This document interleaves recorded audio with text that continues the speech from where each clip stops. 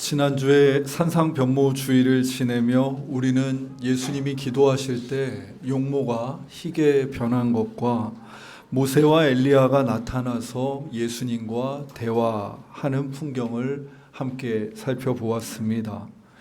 기도 중에 나타난 모세와 엘리야는 예수님에게 장차 예루살렘에서 별세하게 될 것을 알려줍니다.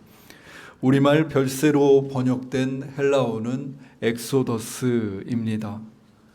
엑소더스의 표면적인 뜻은 뭐뭇으로부터 떠나다입니다만 유대인들에게 그 말은 단지 별세를 상징하는 단어만일 수는 없었습니다. 그들은 엑소더스라는 말을 들으며 엑소더스라고 이름 붙여진 구약의 두 번째 책 출애굽기를 생각했습니다. 출애굽기는 한마디로 말하자면 해방의 이야기라고 할 수 있습니다. 이집트 제국 바로의 노예된 이스라엘 백성들을 구원하셔서 하나님께서 그를 당신의 백성 삼으시는 이야기가 바로 그 책에 담겨 있습니다. 하나님이 이루시는 이 해방은 크게 두 가지 과정으로 이루어집니다. 첫 번째는 이스라엘 백성들을 노예 삼은 제국 이집트 바로의 통치를 부수는 것입니다. 저 강하고 완고한 나라는 하나님이 내리신 재앙을 맞아서 흔들렸고 제국의 최정예 군사들은 홍해 바다에 수장됨으로써 이스라엘 백성들은 해방을 경험합니다.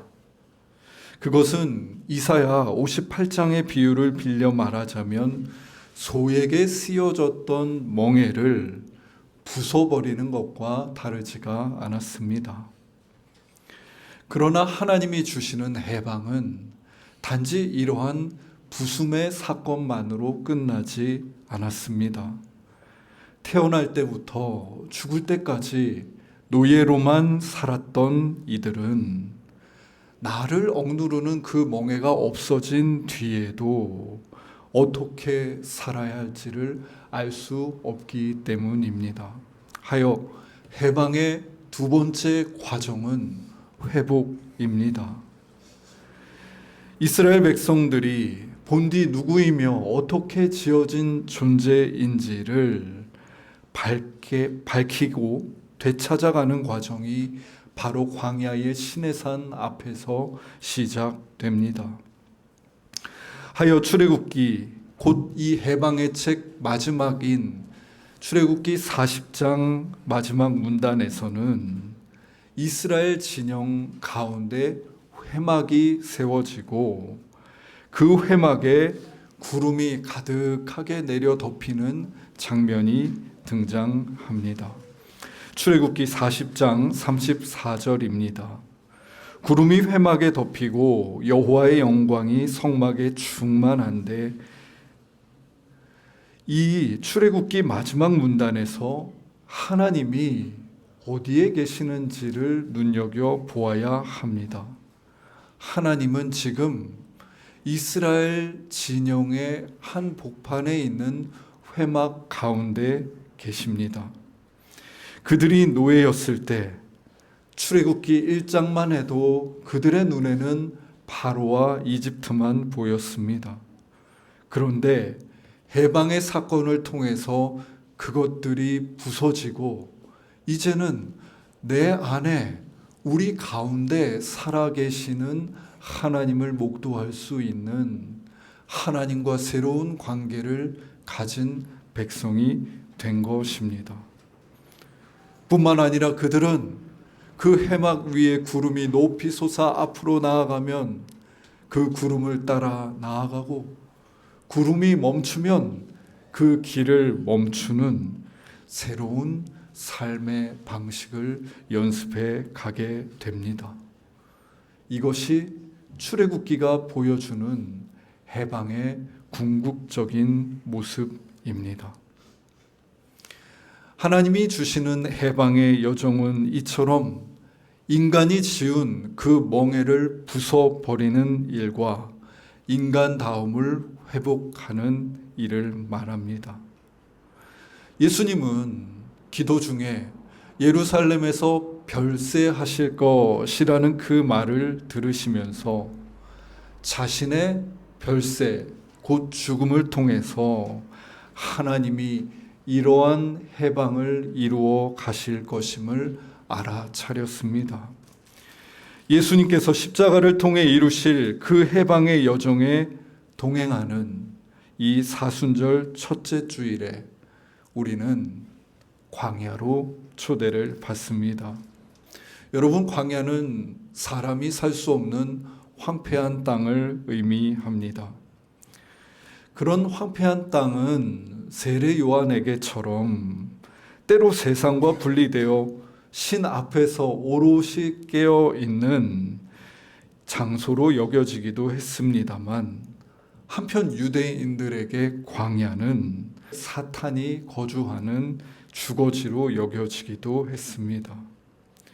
그러니 유대인들의 입장에서 이 복음서 본문을 보자면 세례를 받으시며 하나님의 아들로 인정받으신 예수님께서 하나님의 원수된 사탄의 주거지를 향해서 들어가는 모습과 다르지 않았던 것입니다. 본문 1절과 2절입니다. 광야에서 40일 동안 성령에게 이끌리시며 마귀에게 시험을 받으시더라. 이 모든 날에 아무것도 잡수시지 아니하시니 날수가 다함에 줄이신지라. 오늘 본문에서 마귀는 대단히 영적인 존재로 등장합니다. 하지만 반면 우리 예수님은 40일을 금식하며 줄이신 상태, 곧 완전히 인간적인 상태로 등장하십니다. 먹지 않아서 줄인 상태는 그저 허기진 상태를 말하지 않습니다. 인간이 40일 동안 먹지 않을 때 몸의 대사작용이 더뎌지고 걷고 움직이는 일조차 쉽지 않아집니다. 마귀의 시험은 바로 인간이 당면한 이러한 연약한 처지로부터 시작됩니다. 오늘 본문 3절입니다. 마귀가 이르되 내가 만일 하나님의 아들이거든 이 돌들에게 명하여 떡이 되게 하라. 여러분, 마귀의 이 말에는 전제가 있습니다. 하나님의 아들은 돌이 떡이 되게 할 수 있는 능력을 가지고 있다. 그런 전능함, 그런 능력을 행해서 너를 증명해 보아라. 예수님은 그 제안을 이런 지하에 거절하십니다. 그건 인간다운 것이 아니기 때문입니다.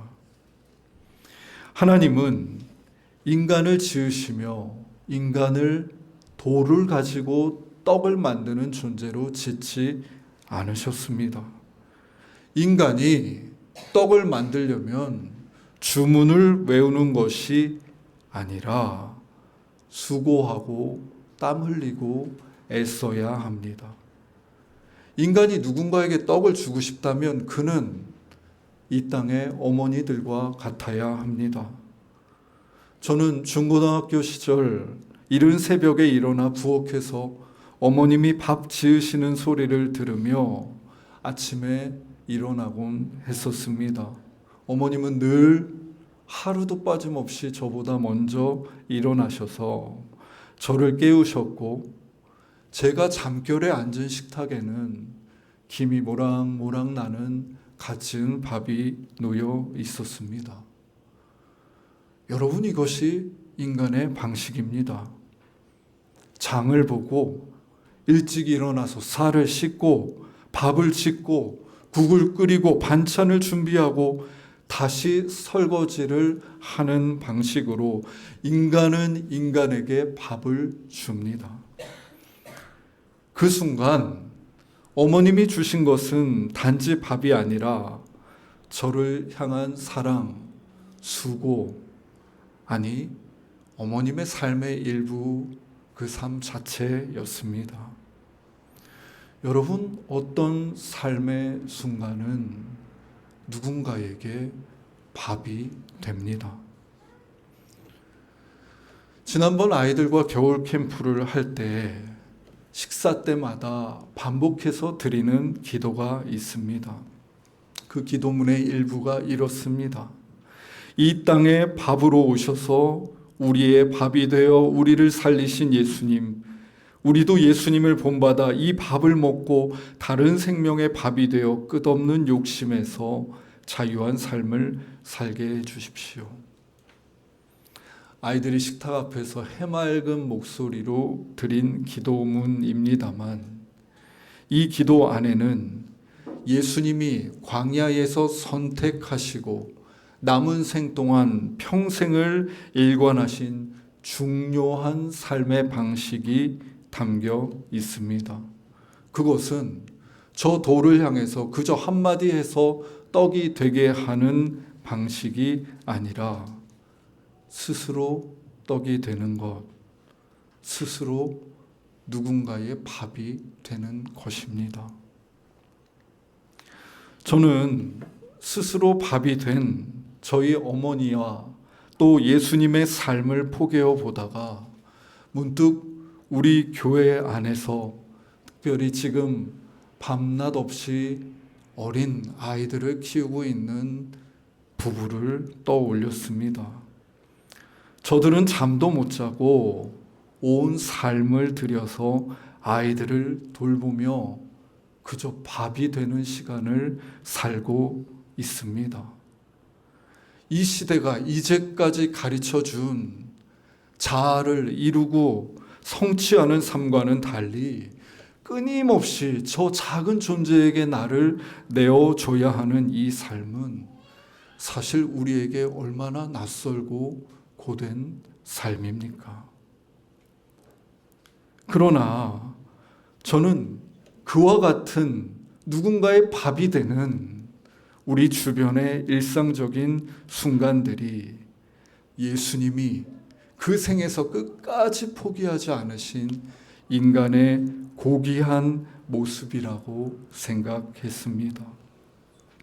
우리가 자기의 뜻을 이루는 것이 아니라 누군가의 밥이 되어 자기를 내어주는 순간, 자기가 이처럼 부정되는 순간에 우리 삶은 시간을 초월하여서 예수님의 삶과 포개어집니다.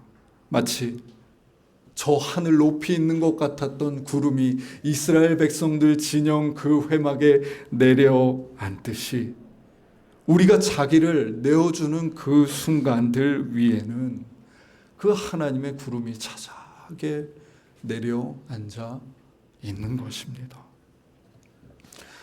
두 번째 시험이 이어집니다. 이번 시험은 천하 만국이 보이는 곳에서 이루어집니다. 본문 6절과 7절입니다. 이르되 이 모든 권위와 그 영광을 내가 내게 주리라. 이것은 내게 넘겨준 것이므로 내가 원하는 자에게 주노라. 그러므로 내가 만일 내게 절하면 다 내 것이 되리라.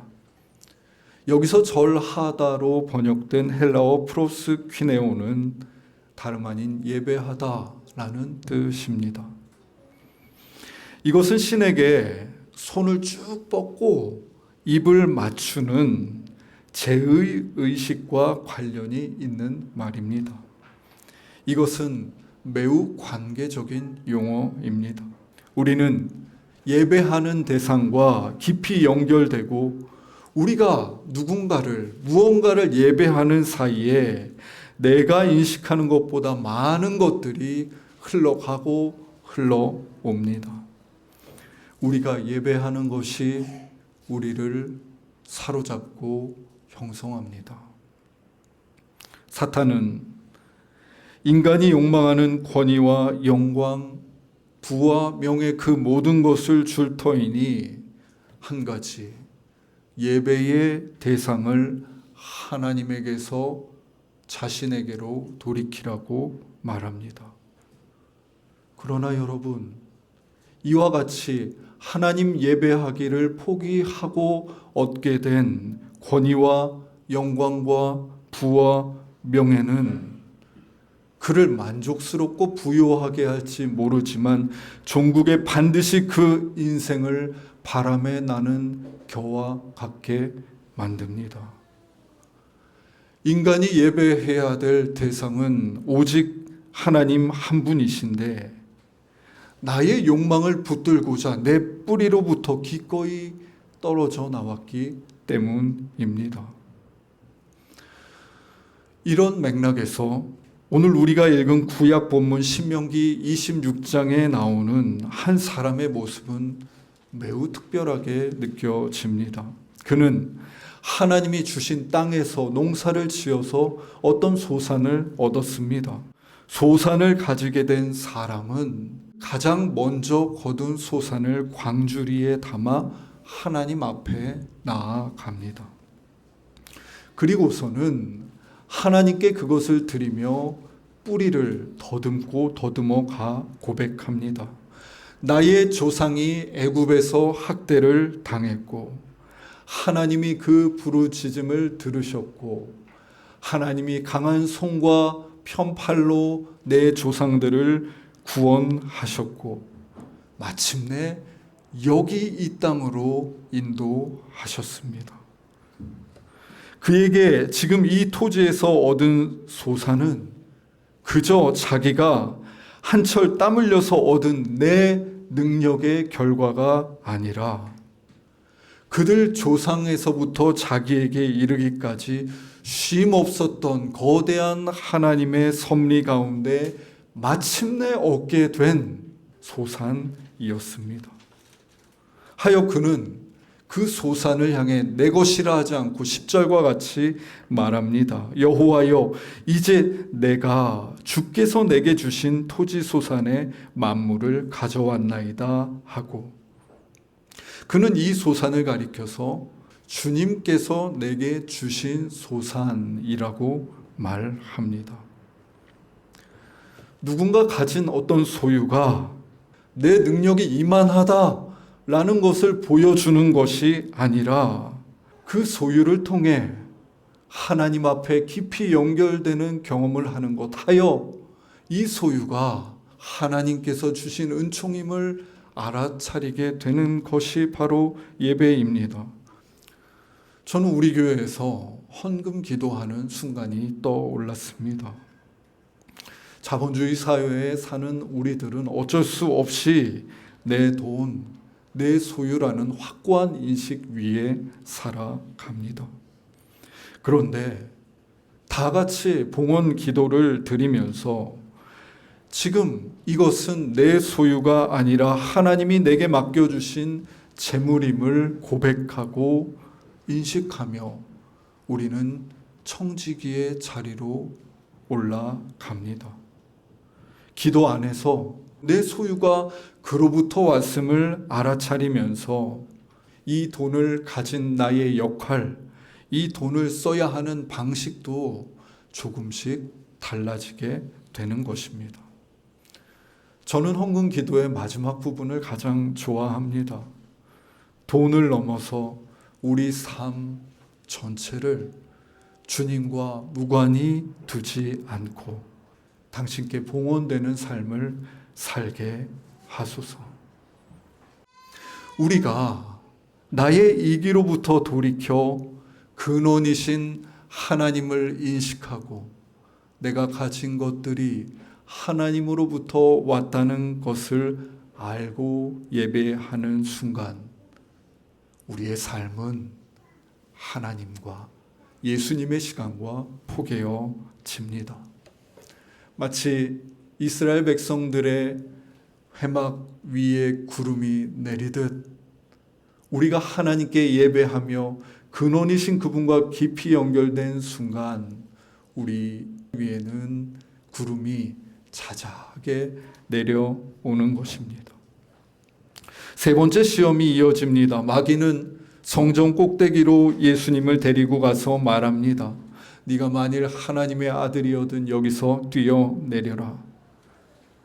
오늘 우리가 읽은 시편 91편 11절과 12절 말씀을 인용하여 네가 뛰어내려도 저 말씀처럼 천사들이 손으로 너를 받치지 않겠느냐고 말합니다. 여러분, 이 말에는 마귀의 비아냥이 섞여 있습니다. 천사들이 너를 지킨다고? 그렇다면 어디 뛰어내려 봐라. 여러분, 당연히 뛰어내리면 안 됩니다. 뛰어내리면 죽습니다. 인간은 그렇게 지어졌습니다. 하나님이 사람을 지키시는 방식, 하나님의 손길이 작동하는 방식은 내가 생각하는 것, 또 내가 원하는 방식과 다른 경우가 더욱 많습니다. 여러분, 내 뜻대로 나를 지키는 신은 그저 내가 조종할 수 있는 신으로 전락할 뿐입니다. 내가 마음대로 조종하고 내 뜻대로 휘두를 수 있는 신은 예배의 대상이 될 수 없습니다. 그런 신은 거래의 대상이 될 뿐입니다. 예수님은 하나님을 이와 같이 시험하지 말라고 말씀하십니다. 우리 예수님의 태도는 오히려 시편 91편 1절과 닮아 있습니다. 높으신 주님 은밀히 보호하시니 우리 삶이 그의 그늘 아래에 있네. 여러분, 하나님을 온전히 알 수 없는 우리 인간의 입장에서 하나님의 손길, 하나님의 도우심은 영원히 은밀한 것일 수밖에 없습니다. 내 인식과 내 이해 너머에 있는 그분의 돌보심이 마치 그늘처럼 내가 잘 모르는 사이에 내 삶에 드리워져 있는 것입니다. 우리 예수님은 십자가에서 내려오지 않으십니다. 하나님은 그와 같은 방식으로 그를 지키시는 분이 아님을 알았기 때문입니다. 하지만 저 십자가 위에서 곧 당도할 죽음 앞에서도 여전히 나에게 드리운 전능하신 하나님의 그늘이 무엇인지 예수님은 찾으십니다. 하나님이 부재한 것 같은 현실 속에서도 그의 은밀한 그늘이 어디에 드리워져 있는지를 찾고 신뢰하는 인간. 예수님은 그 인간다움을 포기하지 않으십니다. 우리가 절망적인 현실 앞에 다시금 하나님 앞에 서서 당신의 그늘이 어디 있는지를 찾는 순간, 그 순간은 우리 예수님의 저 기도의 순간과 포개어지고 하나님의 구름이 우리가 당신을 찾는 그 자리 위로 내려앉는 것입니다. 이렇게 예수님은 마귀의 제안을 모두 거절하십니다. 그는 돌을 떡으로 만들지 않으셨고 내 시간과 정성을 내어주며 스스로 밥이 되는 인간다움을 선택하십니다. 그는 천하 만국을 얻고자 하나님을 등지기를 선택하지 않으셨고 내 존재의 근원이신 하나님을 예배하고 그분께 뿌리 내리는 선택을 하십니다. 그는 하나님의 지키심이며 돌봄을 내 마음대로 조종하려는 그러한 관계를 거절하시고 나를 은밀히 돌보시는 하나님, 그 손길을 찾아가는 인간다움을 선택하십니다. 그분은 마귀가 제안하는 모든 인간상을 거절하시고 약하고 무능력한 그 인간의 순간들을 예찬하십니다. 하나님이 사랑하시는 숫가족 여러분, 시작된 사순절, 우리가 사랑하고 따르고자 하는 그 예수님이 선택하신 인간의 모습, 그분이 포기하지 않으신 인간의 모습이 무엇인지 바라봅시다. 이 참회의 절기에 그분의 걸음과 내 삶을 포개며 우리 안에 부서져야 할 것들이 부서지고 회복되어야 할 인간다운 모습이 회복되는 해방의 은총이 우리와 함께 하기를 간절히 바랍니다. 기도드리겠습니다. 하나님, 저 광야에서 마귀의 시험을 이기시며 어떤 인간다움을 선택하며 살아야 할지 보여주셔서 감사합니다. 주님, 사순절을 맞은 저희들이 주님 앞에 깨어 귀를 기울입니다. 우리 안에 무너져야 할 것들이 무너지게 해주십시오. 우리 안에 회복되어야 할 것들이 회복되게 하여 주십시오. 예수님께서 이루시고자 하는 해방이 이루어지는 사순의 여정 되도록 성령님, 우리와 온 땅을 감싸고 운행하여 주십시오. 예수님의 이름으로 기도드립니다. 아멘.